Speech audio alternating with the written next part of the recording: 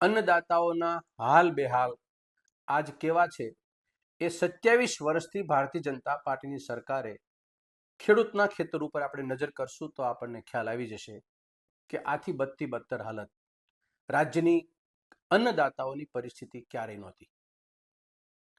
મને ક્યારેક વિચાર આવે કે માણસ એક વખત એના કામમાં નિષ્ફળ જાય, બે વખત નિષ્ફળ જાય, ત્રણ વખત નિષ્ફળ જાય, પછી તો એમાં ફેરફાર કરે, પણ ભાજપાની સરકાર अन्नदाताओ માટે એક વખત, બે વખત, ત્રણ વખત, એક દાયકો, બે દાયકા, અઢી દાયકા એટલે એક પેઢી છતાં પણ આ લોકોને ખેડૂતના પ્રશ્નોનું નિવારણ ક્યાં પડ્યું છે એનું પોસ્ટમોર્ટમ નથી કરવાની તૈયારી। એ નિષ્ફળ જઈ રહ્યા છે, अन्नदाताओની હાલત ખરાબ છે। આવી પરિસ્થિતિની અંદર વિપક્ષ તરીકે ખેડૂતોની વાત મૂકવા માટે બહુ સાત્વિક રીતે આજે વિચાર આપીએ છીએ અને સજેશન પણ કરીએ છીએ કે કંઈક આ બાબતમાં તમે ફેરફાર કરો। સીધી વાત છે કે ગુજરાતની ખેતીને મજબૂત બનાવી હોય તો બે બાબત છે। એક કૃષિ સંશોધન, એમાં ભણતા વિદ્યાર્થીઓ એનું સંશોધન વિસ્તરણના રૂપે સરકારી ખેતીવાડી ખાતા પાસે પહોંચે અને ખેતીવાડી ખાતું છે ખેડૂત સુધી પહોંચાડે। હવે છેલ્લા 10-12 વર્ષથી કૃષિ સંશોધન છે એની નિગરાની વાઇસ ચાન્સલરના નેતૃત્વ નીચે થાય છે અને વાઇસ ચાન્સલર જે નિમણા એ નીવડેલા ભ્રષ્ટાચાર સાબિત થયા। હું એટલા માટે નીવડેલા ભ્રષ્ટાચાર સાબિત થયાની વાત મૂકું છું કે સરકારે એને ભ્રષ્ટાચાર ઉજાગર કર્યો છે, છતાં પણ સરકાર એને ખસેડી મૂકવાની હિંમત નથી ધરાવતી। પૂર્વ કૃષિ મંત્રી અને વર્તમાન કૃષિ મંત્રી બંને એનો હિસ્સો છે, છતાં પણ આજે સંશોધનાત્મક કાર્યક્રમો જે કરોડો રૂપિયાના ખર્ચે જે કૃષિ યુનિવર્સિટીમાં થઈ રહ્યા છે એની ફલશ્રુતિ શું?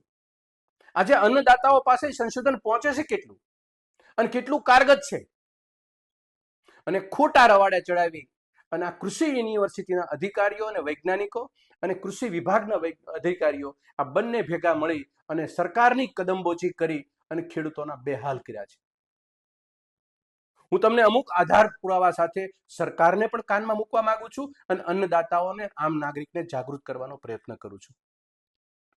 તમે સાંભળ્યું છે કે જીએમ ટેકનોલોજી, જેનેટિકલ મોડિફાઈડ ટેકનોલોજીથી આપણા દેશમાં પહેલી વખત વાજપેયીની સરકારમાં, એનડીએની સરકારમાં 2003-2ની આજુબાજુ આવ્યું।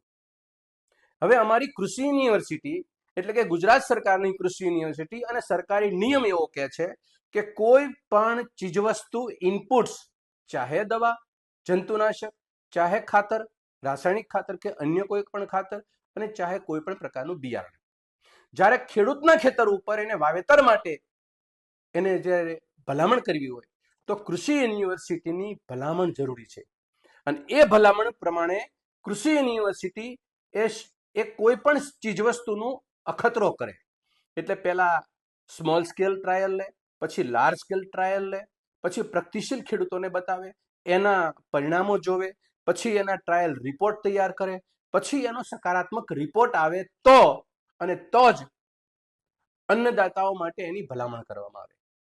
હું સરકારને પૂછવા માંગુ છું, જીએમ ટેકનોલોજીથી જે બીટી કપાસનું બિયારણ ખેડૂતના ખેતર ઉપર તમે 2003-4માં અને આજની તારીખ સુધી પહોંચાડ્યું, તમે સરકારી ટ્રાયલ, કૃષિ યુનિવર્સિટીના ટ્રાયલ, કૃષિ યુનિવર્સિટીના ભીષ્મ પિતા કહેવાય Indian council of agriculture research ICAR, એની પણ તમે મંજૂરી લીધી છે ખરી? આ ખેડૂતના ખેતર ઉપને લેબોરેટરી બનાવી અને કરોડો રૂપિયાના નુકસાનીમાં નોતરનાર આ ભાજપાની સરકાર છે।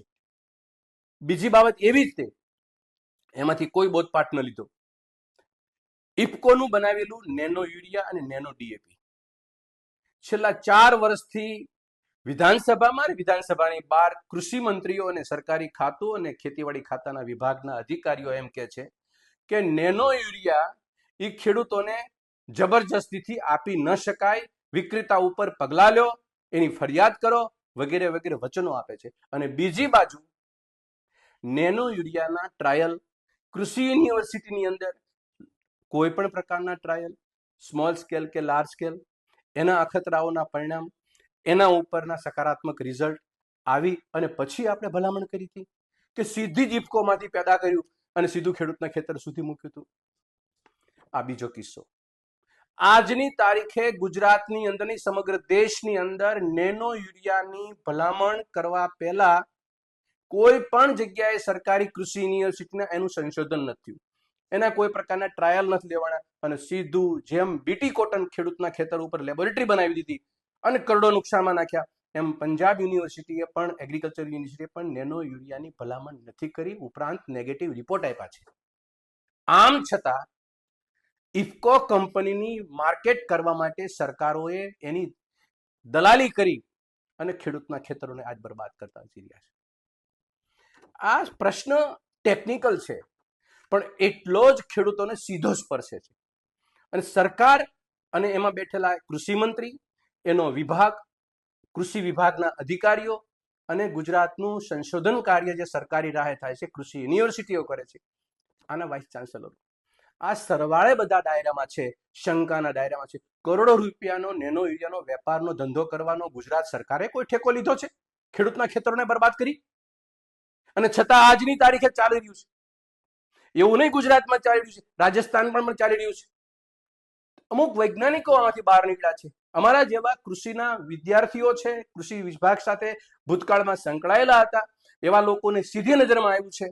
પણ આમ પબ્લિકની નજરમાં કે આમ ફાર્મરની નજરમાં કે આમ ખેડૂતોની નજરમાં આ એટલો મુદ્દો સહેલો નહોતો કે સીધો એમની પાસે આવે.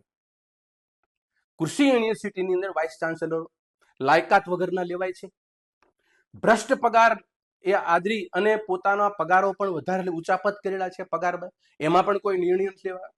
અમારું સંશોધન કાર્ય એટલે કે કૃષિ સંશોધન કાર્ય એ જીવંત કાર્ય છે. એના ઉપર અધિકારી એક દિવસ પણ ગેરહાજર રહે તો સંશોધન ઉપર અસર થાય છે. નવસારી એગ્રીકલ્ચર યુનિવર્સિટીના વાઇસ ચાન્સેલર છે, એ 3 મહિના સુધી રજા ઉપર છતાં એનો કોઈનો ચાર્જ નથી આપવામાં આવતો. સરદાર કૃષિનગર દાંતીવાડાના કૃષિ યુનિવર્સિટીના વાઇસ ચાન્સેલર છે, એ ભ્રષ્ટાચાર, એટલો બધો ભ્રષ્ટાચાર કરે છે ભરતીમાં, આતે એના ઉપર કોઈ પગલા નથી. અરે નોટિસ નથી આપવામાં આવતી એ લોકોને. જુનાગઢ કૃષિ યુનિવર્સિટીના વાઇસ ચાન્સેલરનો ઇતિહાસ તો કેટલો બધો વરવો છે, ઇતિહાસ એ કાગળ ઉપર છે, છતાં એને પણ કોઈ નોટિસ નહીં. આણંદ એગ્રીકલ્ચર યુનિવર્સિટીના વાઇસ ચાન્સેલર કેટલા ભ્રષ્ટાચારમાં ડૂબેલા છે તમામ રીતે, છતાં પણ એના ઉપર કોઈ પણ પ્રકારના પગલા નહીં, કોઈ પણ નોટિસ નહીં. આ કોઈ સરકારે અમારા જેવાના આગેવાનોને કહી અને કરાવવાની વાત નથી. આ ગુજરાતની સરકારની તિજોરીમાંથી કરોડો રૂપિયાનો ભ્રષ્ટાચાર થાય છે, સરકારની નિગરાનીમાં થાય છે, એનું દુઃખ છે. અને છતાં પણ સરકારને અમે કાન પકડીએ છતાં પણ સરકારના કોઈ કાન ખુલતા નથી કે કોઈ સાંભળવાની માનસિકતા ધરાવતા નથી. ફરીને ગુજરાત સરકારને વિનંતી મારી છે કે ગુજરાતની અન્નદાતાઓ બાબતની કોઈ પણ બાબત હોય, ચાહે ખેતીની ઇનપુટ્સની, બિયારણ, દવા કે ખાતર, એક કોઈ સંશોધનાત્મક સરકારી રાહે કૃષિ યુનિવર્સિટીમાં થાય અને એના સારા પરિણામો મળવાની શક્યતા દેખાય અને વિશ્વાસ સરકારને હોય, એ જ સંશોધન તમે ખેડૂતના ખેતર સુધી પહોંચાડો, નહીં કે તમારા ધંધાના વેપાર કરવા માટે અધિકારીઓ અને સાયન્ટિસ્ટ કે વૈજ્ઞાનિકોના ખીચા ભરાઈ અને ભલામણો થઈ રહી છે અને ખેડૂતના ખેતરોને બરબાદ થઈ રહી છે.